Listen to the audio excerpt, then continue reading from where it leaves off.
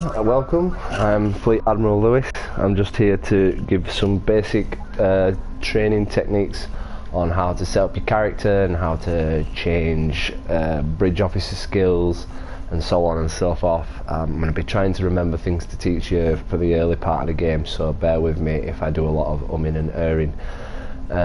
There's one of them. So what I've got first is we'll start with your ship. Basically we're going to look at how to best set it up for weapons and so on.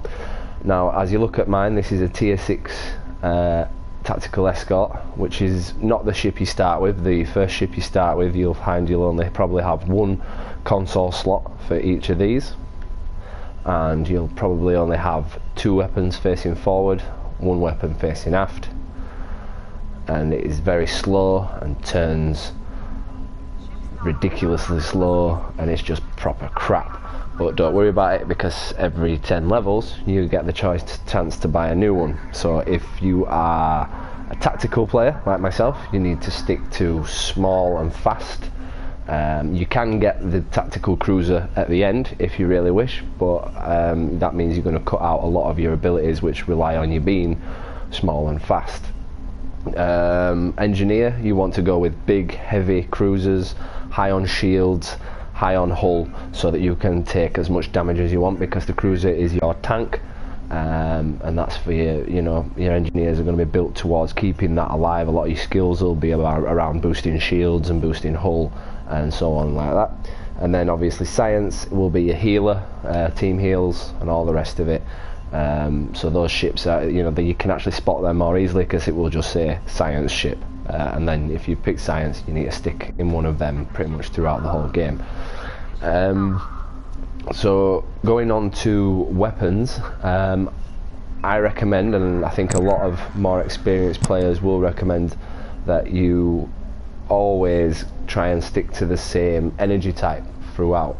So as you see on this, I've gone for phasers all over, and then to complement them I have tactical phaser relays on my tactical consoles, giving me plus 28.1 phaser damage because there's 2 of them. That's stacked up, which is why I'd suggest sticking with the same energy type, because you can stack your consoles and make sure every phaser on your ship is firing at its highest possible damage.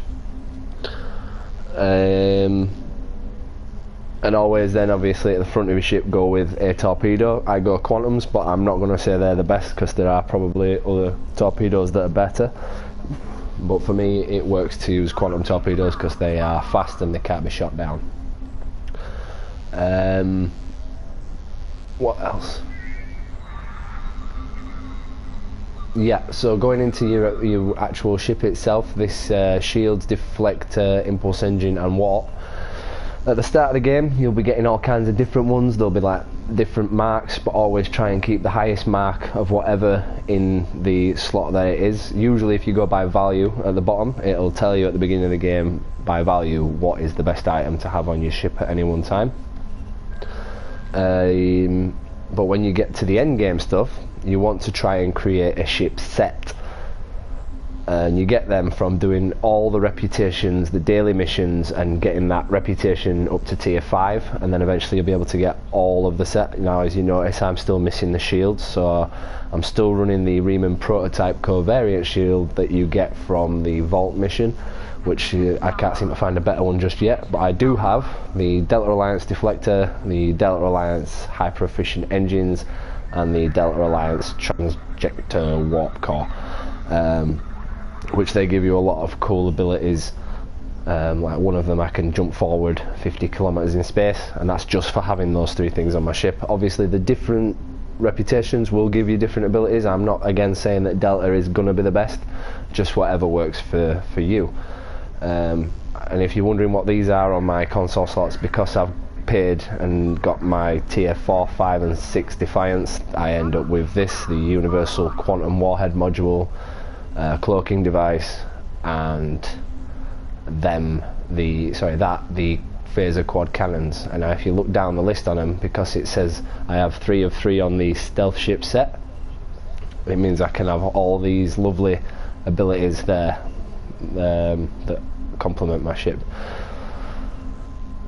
obviously if you haven't got a C-star ship, you're not going to be able to get those sorts of abilities, so you know, save your dilithium and try and buy one with that eventually. Or I would actually suggest just, you know, go and buy like one tier 6 or tier 5 ship, and that'll probably last you, you know, throughout your life of the game. What else do I need to tell people about? Oh yeah, weapon builds, sorry, yeah. So you don't have to go with, like me, I've gone with cannons. So all my ship bridge officer skills are tailored toward cannons. I do cannon, scatter, volley, and I've got that on twice. You can have rapid fire, but that only shoots one target. But cannon, scatter, volley, if I have it on twice with 2 bridge officers, it means it'll queue up faster, and I'll get to do it more often, and hopefully you get to the point where you pretty much just do cannon scatter constantly. But you can use beams, and in which case you want beam fire at will, and have that on 2 of your tactical officers so they do it constantly, and you'll find that your DPS increases exponentially. And obviously my other bridge officer does a torpedo spread. I have torpedo spread 3 and torpedo spread 2, so yeah, when you watch me fight, I literally spit bullets from every orifice. It's amazing. So what else can I teach you? Right, yeah, I'll show you how to change bridge officer skills. So what you want to do is you want to come to Earth Space Dock and come into this room here where you get your missions from Admiral Quinn. Come down these stairs and speak to this guy here, and he will give you options to buy training manuals, and they will teach your bridge officers any and all new skills you feel that you want. So I've already bought some, so I can show you this. So you want to go to ship and crew, skills, crew stations, crew stations, and then there you go, there's all your bridge officer skills all highlighted. So because I bought a lot of tactical ones, I'll just show you on these that if I wanted to change that, I just need to go down. Because I've already bought the training manual for these, I can pick one. So we'll unlock that, press OK, and then there you go, now she can do beam fire at will. But because I don't use beams, absolutely pointless for me. So we'll put that back. So there you go, and that's how to change your bridge officer skills.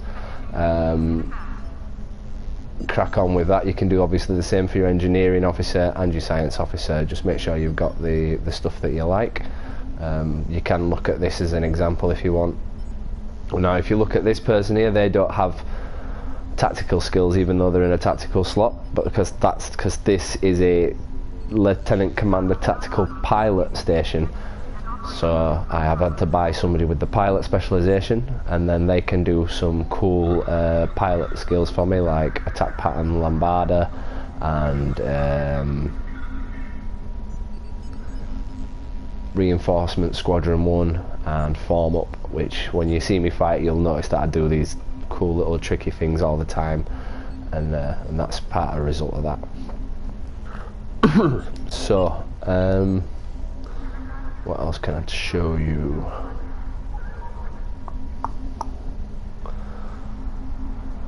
No, I think that's about it. Oh yeah, so once you've got equipped all those skills, you need to return to your ship.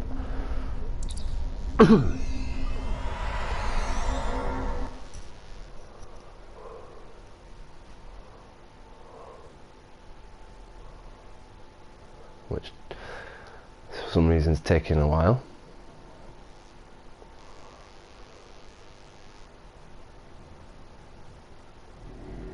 And then you want to hold down circle, and you'll notice that your new skill will appear in there. Now what you might also notice is all these are green on mine. They have a little green box around them, and what that is if you don't know already, you are crucifying yourself in space.